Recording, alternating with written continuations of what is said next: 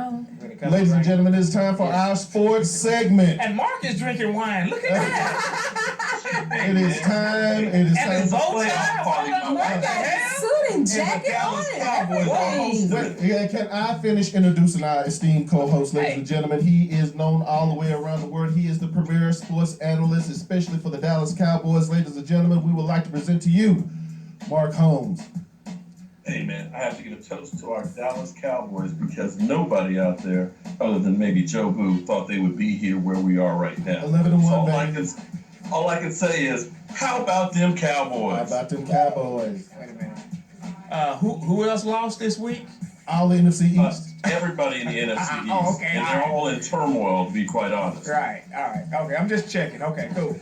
So, Yeah. Mark, you still got some haters out there. They are questioning the offense's ability because Zeke, this is the third game in a row, Zeke didn't get 100 yards.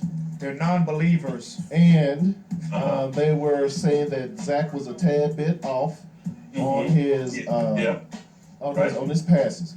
What do you have to say about that? Well, here's what you have to look at. The NFL has become a week-to-week league.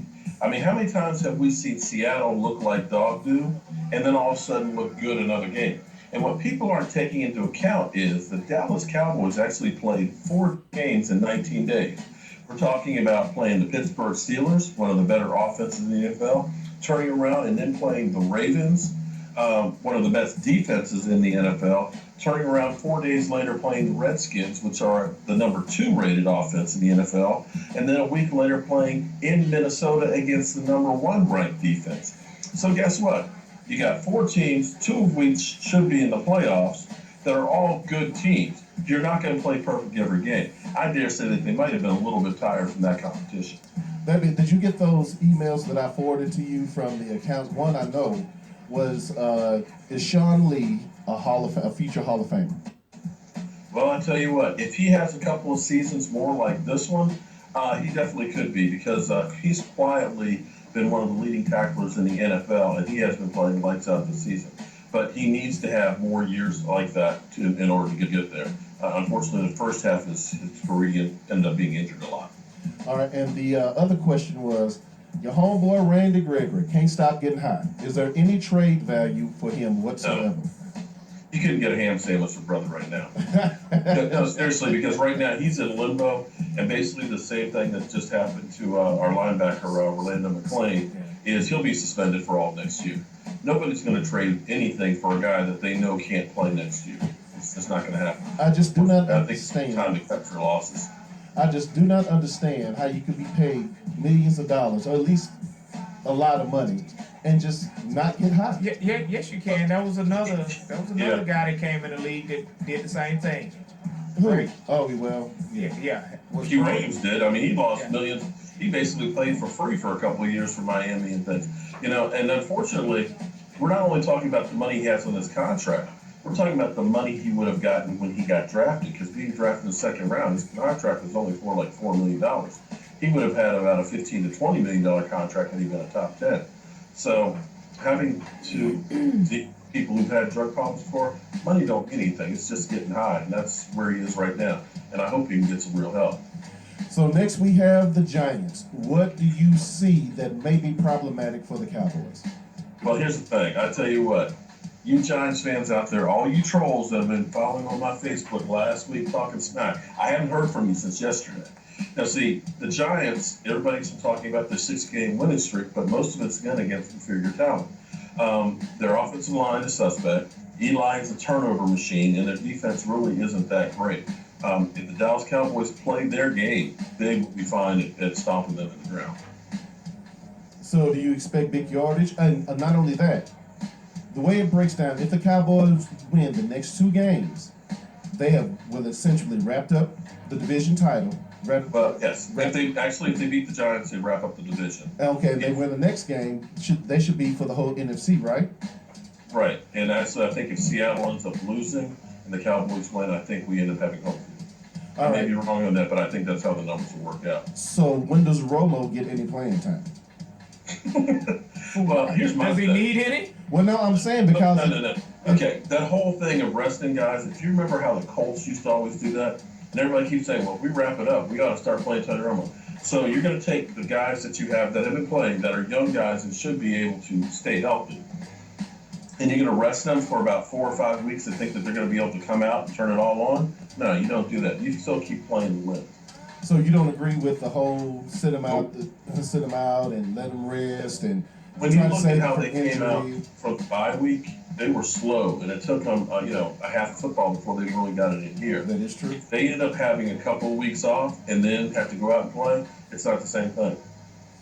All right, Mark. So what do you see?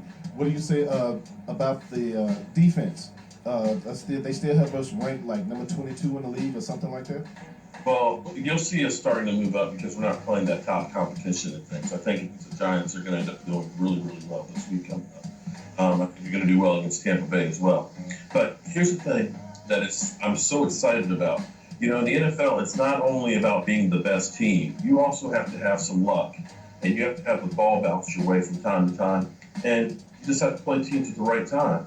And right now, the Dallas Cowboys, I dare say, are one of the healthier teams and getting healthier. We got Morris Claiborne should be back when the season ends. We don't have too many major injuries of guys. When you see New England losing Gronk, you see Will Thomas going out with Seattle. Julio Jones has a turf toe, and I know that sounds minor, but when you have a turf toe, it hurts like hell every time you try to jump from it. Yeah, and that can be major. So you're starting to see all these really good teams with major injuries that are going to impact the playoff chase. So, I'm not going to say it, but it seems like a lot of things are falling in place for the Dallas Cowboys. Okay, do you have a score prediction? Division games are always tough, and they usually go down the wire between us and the Giants. But I say 31-21 on this one. You think the score will be that high? 21? Wow. 31-21, yeah. I don't think the Giants. The team that the Dallas Cowboys are now is a lot different team than they faced that first week. Right. You had Zeke Elliott basically not playing in preseason because of his hamstring. You had Dak Prescott being a rookie quarterback, only having training camp before his first game.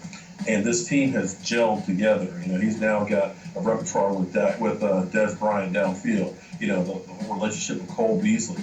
Dak is hitting people where he needs to hit people. And the Giants just aren't that good. JPP's got a groin problem. Haskins, he's got some problems too. So they're beat up. That being said, do you see the Cowboys losing any more this season, regular season?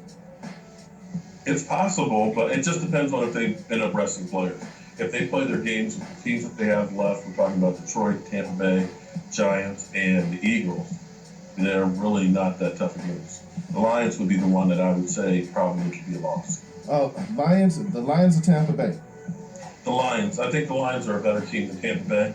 Tampa Bay won. Again, of course, they're playing San Diego. San Diego's not that great a team. And I think the Lions will have more to fight for to try onto that division. All right, my man. Well, tell folks how to get in contact with you, bro. Well, we only have one more show before we break for Christmas. So No. We have a show next week and the 19th, and then we're going to break. I'm sorry. Forgive me. I made a mistake. Maybe it's a little too much of the champagne here. But either way, go to my YouTube channel, Mark Holmes, and subscribe to it because we do live chats and stuff on there. We do a couple videos every day about what's going on with the Cowboys and things. And we dare say we'll be doing some live work and stuff at the Super Bowl, hopefully with the Dallas Cowboys. Exactly. As soon as you get that business proposal to me, I got the man with the money saying we good to go. We'll get it to you, and we're definitely going to be there. And definitely like my Facebook page, Cowboy Joe Boo, and here every Monday night on the Benet Embry Show. All right, my man. Hey, we'll see you next Monday after another Cowboys victory. Yes, in prime time. In prime time. In prime time. All right, my man. Appreciate it, Mark. All right.